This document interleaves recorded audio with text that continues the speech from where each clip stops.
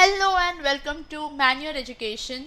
In this video, we will be doing a complete analysis of the legal section of MH Law CET 5 years for the year 2022. And yes, we'll be checking out the actual questions as they appeared in the paper. So let's get started, guys. Before we move ahead, let me introduce you to the batches that are launched by Manual. Guys, if you're preparing for MH Law CET, CLAT, SLAT, AILET, BHU Law, LSAT or any other legal exams, then you can contact us. We have our centers at Dadar, Borivali and Vasai, and not just that, we also provide live coaching. Along with that, we provide you books or ebooks and we teach you shortcut methods in which you can solve your questions very quickly.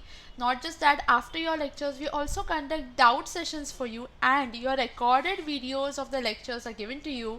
You also get topic tests in which you can completely analyze, understand each and every topic so that you're prepared for each and every topic before giving the mock test that we have specially designed for you. And yes, we also keep you connected with your mentors on a WhatsApp group so that all your doubts are solved by the mentors. And we have more than 10,000 plus questions only for you. So guys, what are you waiting for? Book your seats with us right now. You can contact us on this number or you can check out our website for more information about us.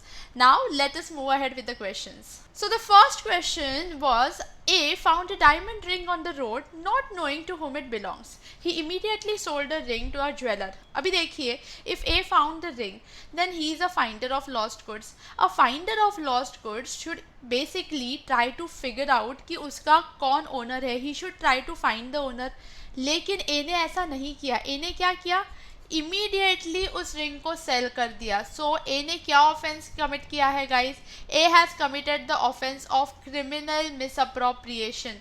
Theft नहीं की है. चोरी करने के लिए किसी के possession से जाके वो निकालना पड़ता है, उसने पोजेशन से नहीं निकाला. ऑल्सो चीटिंग भी नहीं किया है. So he is guilty of criminal misappropriation. Second question was, dash is the bill that is passed by both the houses of the parliament and assented by the president. अभी जो bill जो दोनों houses of parliament पास करते हैं और president का assent मिलता है इज बेसिकली एक्ट. वही बिल आगे जाके एक्ट बनती है, right? Next, maximum strength of Lok Sabha is 550. If you realise, बहुत सारे क्वेश्चंस ना गाइस कॉन्स्टिट्यूशन पे बेस्ड पूछे थे. कॉन्स्टिट्यूशनल लीगल जीके बहुत ज़्यादा आया था इस बार. Next is the act of entering into others land without lawful justification को क्या कहते हैं? बेसिकली तो उसे ट्रेसपास कैसे कहते हैं, लेकिन हमारे ऑप्शंस में तो ट्रेसपास है नहीं. So is it theft? No, क्योंकि कोई मूवेबल प्रॉपर्टी तो नहीं हटाई है. अटेम्प्ट टू न्यूसेंस तब होता अगर एंटर करने की कोशिश करता, but he has already entered the land. Restraint नहीं, the answer was encroachment. Dash is the custodian of the entire financial system. Indian financial system का custodian is always our RBI. India's first law commission was established under the chairmanship of Lord Macaulay. A person making a proposal, जो proposal बनाता है उसे हम बोलते हैं promisor and a person accepting a proposal is called a promisee. So promisor and promisee were the correct answers. ये बहुत ही easy question हमारे कॉन्ट्रैक्ट से आया था. कॉन्ट्रैक्ट से बहुत सारे क्वेश्चन आए एंड येस इसी लेवल के ईजी क्वेश्चन आए. नेक्स्ट देखिए, again this is a question from contract act and it's a fact principle based question, basically legal reasoning. Principle says right of action arises out of illegal activities. तो आप कोई भी गलत activity करो उससे action arise होता है. Now, Hari promises to obtain employment for Pari in public services. देखो, एम्प्लॉयमेंट फॉर परी तक तो ठीक था, लेकिन पब्लिक सर्विसेज में, गवर्नमेंट सर्विसेज में कोई आपको एम्प्लॉयमेंट दिला सकता है? नहीं. That too for a consideration of 5,000 rupees. मतलब ये तो सीधा सीधा करप्शन हो गया. सो ये करप्शन वाला एग्रीमेंट क्या वैलिड रहेगा? बिल्कुल नहीं. वॉइडेबल तो तब होता है जब कंसेंट फ्री ना हो. यहाँ पे कंसेंट फ्री था. सो this is basically a void agreement and unlawful consideration. What was the unlawful consideration? 5,000 रुपये नहीं, लेकिन पब्लिक सर्विसेज में नौकरी दिलाना. Moving ahead, respecting national flag is. Respecting national flag कहाँ पे आया है? फंडामेंटल राइट्स में आया है क्या? डायरेक्टिव प्रिंसिपल्स में नहीं. It is only a fundamental duty. So all contracts, as I told you contract के क्वेश्चंस बहुत ही इजी थे. So all contracts are proposal नहीं, प्रपोजल आगे जाके कॉन्ट्रैक्ट बनता है, ट्रांजैक्शंस नहीं. सब कॉन्ट्रैक्ट वैलिड होते हैं क्या? नहीं, क्योंकि बहुत से कॉन्ट्रैक्ट तो वॉइड भी होते हैं ना, और वॉइडेबल भी होते हैं. सो और कॉन्ट्रैक्ट्स आर एग्रीमेंट्स जो कि एनफोर्सिएबल बाय लॉ है, या फिर वी कैन से जिनमें लीगल इंटेंशन है, वही तो आगे जाके कॉन्ट्रैक्ट बनती है. तो सब कॉन्ट्रैक्ट्स बेसिकली एग्रीमेंट तो होते ही है. Next, the amendment of right to education was made. ये देखो इंपॉर्टेंट अमेंडमेंट भी पूछ ली, right to education. So the right to education amendment was made in our 86th amendment. Judge of a Supreme Court can be removed only on the ground of what? Not gross insufficiency. ठीक है, not gross inefficiency, क्योंकि gross inefficiency inefficient लोगों को लेते ही नहीं है as a supreme court जज. Basically proven misbehaviour, अगर प्रूव किया गया कि a judge has misbehaved, then on this basis a Supreme Court judge can be removed. Again, this is directly or indirectly related to our constitution. Article 370. Alright, one more thing that I can give you from this analysis is that mostly जो questions legal GK से आए थे, they were based on constitution, but not just constitution.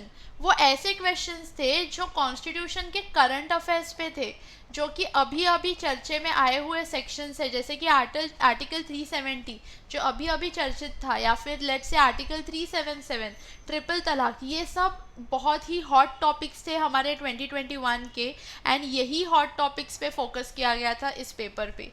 सो देखिए, article 370 deals with what? Special status for Jammu and Kashmir. Right. Next, law commission of India is a dash body. ये law commission ना guys basically अभी defunct है, it's not functioning, but it is what kind of body? It is an executive body. ये executive का काम करता है, judicial constitution के अंडर नहीं बनाया है. CSR stands for what? Yes, ऐसे एब्रीवेशन पे ही मिनिमम 3 क्वेश्चंस आए थे. CSR का मतलब क्या है, PIL का मतलब क्या है, और भी क्वेश्चंस हम आगे देखेंगे.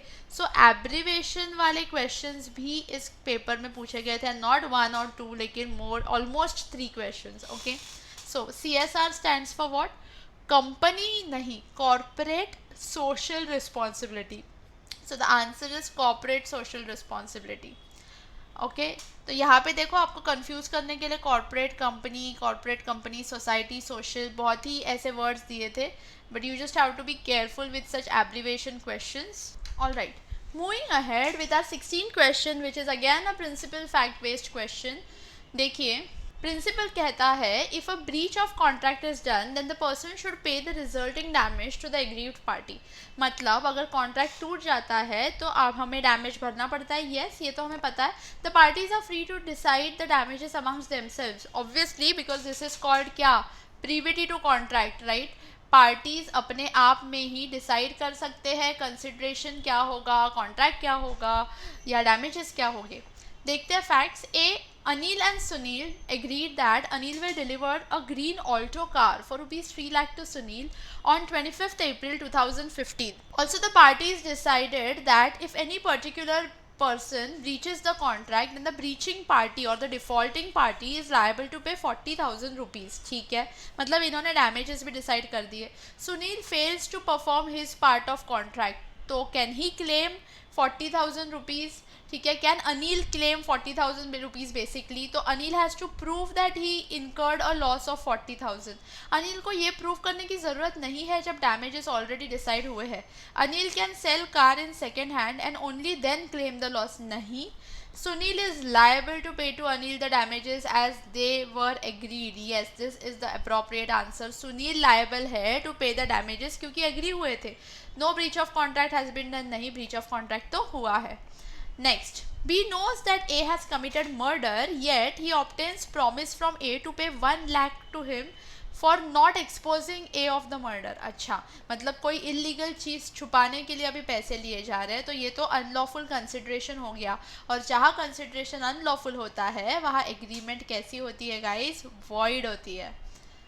Moving ahead, there is an agreement between A and B for selling of liquor.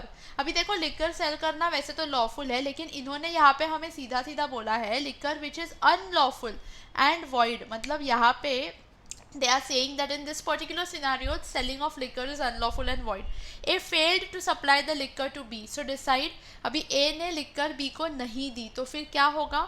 Can B bring a legal action? देखिए void agreement में basically void इसलिए कहलाई जाती है क्योंकि इसे force ऑफ लॉ जो कि वैलिड एग्रीमेंट्स में होता है वो नहीं होता। तो जब फोर्स ऑफ लॉ ही नहीं है, क्या आप कोर्ट के पास जा सकते हो किसी भी लीगल एक्शन के लिए? नहीं। So B can bring legal action, नहीं। A and B can initiate legal proceedings, नहीं। ए कैन ब्रिंग, कोई भी लीगल एक्शन नहीं ला सकता। So our answer was B, can not bring legal action against A. Next, A gives the threat to publish defamatory libel. Libel मतलब a written defamation, right? Defamatory libel about B if B does not give a sum of ₹5 lakh rupees. ठीक है, मतलब अगर 5 लाख रुपए नहीं दिए तो आपके बारे में डिफेम कर दूंगा आपको। सो A induces B to give the money. ठीक है, अभी यहाँ पे क्या हुआ है? A is liable for defamation, लेकिन उसने अभी तक डिफेमेशन तो किया नहीं। प्रिपरेशन किस बात की? This is called extortion. आप जब कुछ डरा धमका के किसी से पैसे निकलवाते हो ना, उसे एक्सटॉर्शन बोलते हैं। ठीक है। Who was the chairperson of the constitution drafting committee? This was a constitution related question but a very easy question. B R Ambedkar. Obviously drafting committee के हेड बाबा साहेब अम्बेडकर है। PTI, which means Press Trust of India, is India's premier and largest news agency. A simple legal GK question. Which is the oldest high court in India? Again, this was also very easy. Calcutta High Court is the oldest high court in India. Schedule 10 of the Indian Constitution. देखिए again Constitution. Indian Constitution lists which of the following.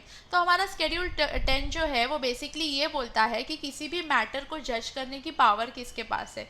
क्या वो centre के पास है तो that comes in union list, क्या वो state के पास है तो that comes in state list, and अगर दोनों को भी पावर है jointly then it comes in concurrent list. So our answer is 3। Next, ABCD collected weapons to threaten Z for extraction of gold. Okay, मतलब उन्होंने पूरा वेपन तैयार कर लिया ताकि वो Z को थ्रेटन करे और उससे गोल्ड निकलवा ले। When they reach Z's house they are arrested. तो उन्होंने अभी तक जाके उसको थ्रेटन किया नहीं है, उन्होंने बस वेपन्स लिया और उसके घर तक पहुंचे, लेकिन वही के वही उसको पुलिस ने अरेस्ट कर लिया। So what offence are they liable? देखिए यहाँ पे ना ये अटेम्प्ट के ऑप्शंस तो चले जाएंगे क्योंकि उन्होंने कुछ किया ही नहीं अभी तक, वो बस पहुंचे थे, तो अटेम्प्ट तो चला गया। प्रिपरेशन तो उन्होंने की, ठीक है। सो प्रिपरेशन ऑफ रॉबरी या प्रिपरेशन ऑफ डकैती, डकैती नहीं थी, this was preparation of robbery. So police ने उनको पहले ही पकड़ लिया, इससे पहले कि वो कुछ करने की कोशिश भी करे, दे वर जस्ट रीचिंग देयर। ठीक है, सो वी कैन नॉट से कि अटेम्प्ट था क्योंकि वहाँ पे जाके उन्होंने कुछ भी ऐसी एक्शन की नहीं है। सो this is only preparation of robbery. Moving ahead with a principal fact-based question, the principle states that causing of an effect partly by an act and partly by an omission is an offence. अभी देखिए, A ने confine किया उसकी daughter को in a room.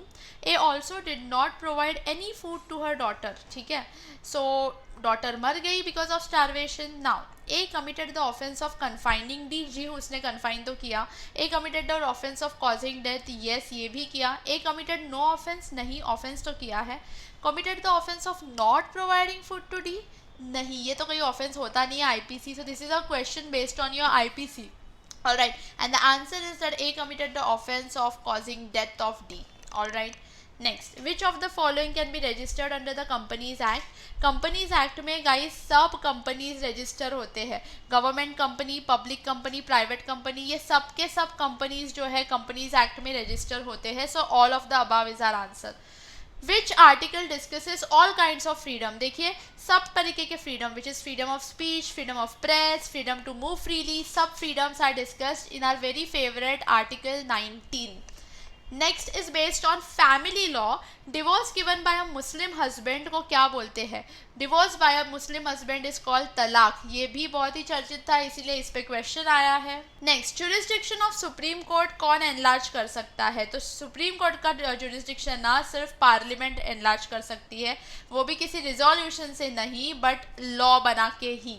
Dash, an independent body constituted to hold free and fair elections of parliamentary elections, assembly elections, president, vice president, ये सब तरीके के इलेक्शंस कौन सी बॉडी होल्ड करती है?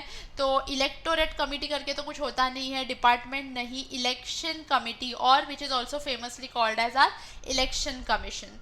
Next PIL stands for public international law, ना PIL stands for public interest litigation, ठीक है। So public interest litigation PIL, देखो मैंने आपको कहा था ना एब्रीवेशन पे बेस्ड क्वेश्चंस आए थे। Next X writes a letter to sell the house to Y, तो X ने लेटर लिखा Y को कि मुझे आपको घर बेचना है। When the communication of the offer is complete, offer का कम्युनिकेशन कब कंप्लीट होगा, जब वो लेटर उसके पास से जा चुका है, राइट। सो रिजेक्शन का सवाल नहीं आता, प्रपोजल बनाया तभी नहीं आता, एक्सेप्टेंस का भी नहीं आता। The answer is when the letter is out of access control to revoke. Next NATO, NATO stands for what? So it stands for North Atlantic Treaty Organization. This was based on public international law, ठीक है। PIL पे basically public international law पे based एक question आया था। Dash word is not included in preamble constitution. Again sovereign and socialist तो हमारे 42nd amendment के द्वारा इंसर्ट किए गए वर्ड्स है, जस्टिस पहले से था।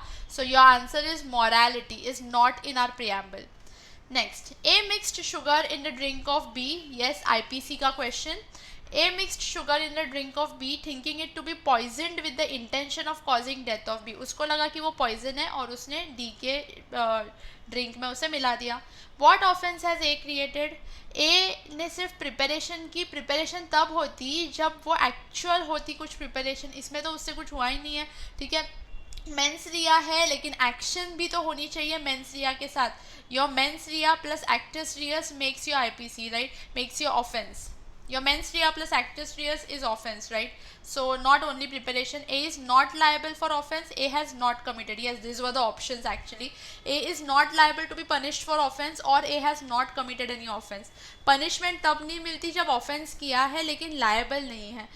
और नेक्स्ट है कि ऑफेंस ही नहीं किया, देखो इसने ना कोई ऑफेंस ही नहीं किया है क्योंकि एक्टस रियस ही नहीं था।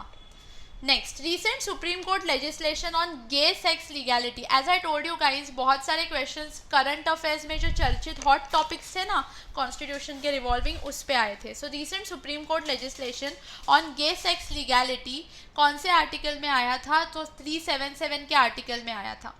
Next, all illegal agreements are void obviously and but all void agreements are not। देखो सब illegal agreements void होते हैं लेकिन सब void agreements illegal नहीं होते। So your answer is illegal contract। easy questions, right। PIL can be filed by any political party, हाँ कर सकती है, registered organization भी कर सकता है, मिनिमम 10% चाहिए ऐसा नहीं है, लेकिन the correct answer is any citizen। PIL कोई भी citizen फाइल कर सकता है। Next, Nikhil, a child of under 7 years of age, steals watch from a shop। उसने क्या किया, 7 साल के नीचे का बच्चा था और शॉप से जाके चोरी कर ली। What offense has he done? As you know guys, again IPC question। Nikhil जो था 7 साल के अंडर का अगर बच्चा है, so any person below the age of 7 cannot cause any offense, right?